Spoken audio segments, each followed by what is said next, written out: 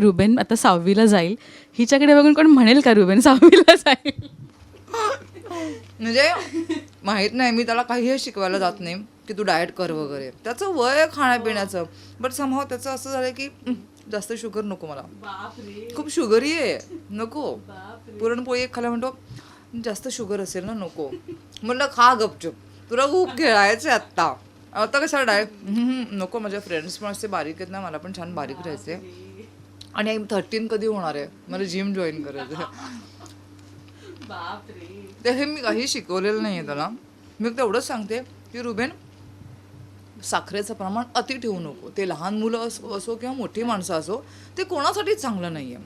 त्याच्यातनं मी सांगितलं त्याला, बाकी नाही. मग त्याला कळायला लागलं ना की साखर जास्त खाल्ल्याने गोलूमोलू व्हायला होत आहे. मग त्याने स्वतःहून कमी केली. म्हणजे मग मला आई कॅल्शियम कशामध्ये जास्त असतं, मग प्रोटीन जास्त असेल तर कशामध्ये असतं, मग नॉनव्हेज नसेल खायचं मग व्हेजमध्ये मला प्रोटीन कशातनं मिळेल, हे प्रश्न त्याचे आत्ता पडत आहे. सो मला आवडतं आहे की तो हेल्थ फ्रीक आहे, वाटेल तसं वाटेल त्यावेळेला खात नाही आहे. केक वगैरे मिळाला आहे तर भरपूर केक. आता परवा बर्थडे झाला तर लिटरली मी थोडा छोटा केक मागवला, कारण की आजकाल तो खात नाही. सो मग ते नाही म्हटलं तरी आपण म्हणतो की एवढा केक मागवायचा तर सगळ्यांनी तरी खाल्ला तरी पाहिजे, तर मी छोटा केक मागवला.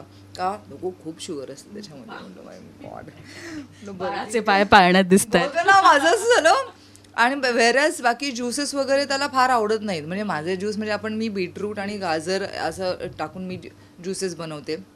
आणि आय बिलीव्ह की ज्यूस हे तयार केल्या लगेच तुम्ही प्यायला पाहिजेत. मग ते 2-3 तासाने, मग थोडा वेळ ठेवून नाही, त्याच्यात तुम्ही ते केलं ज्यूस खाली दिसलं की तुम्ही लगेच ते प्यायलं पाहिजे. मग ते ऑरेंज ज्यूस असो, कुठल्याही प्रकारचं ज्यूस असो, व्हॉट आय बिलीव्ह. म्हणजे मला असं वाटतं की ते लगेच, तर त्याला मी असं ज्यूस द्यायला जरी गेले तरी त्याचं कसं असतं की मग त्याच्या आवडीचंच पाहिजे. मग ॲपल ज्यूस वगैरे असेल, मला पण ॲपल ज्यूस खूप आवडतं. सो ऑरेंज असेल तर हे सगळं डाएटमुळे त्यालाही सवय लागली की आपण छान आणि हेल्दी खाल्लं पाहिजे. सो ते मी काय तो बघून शिकते बहुतेक, मी त्याला शिकवायला जात नाही आहे.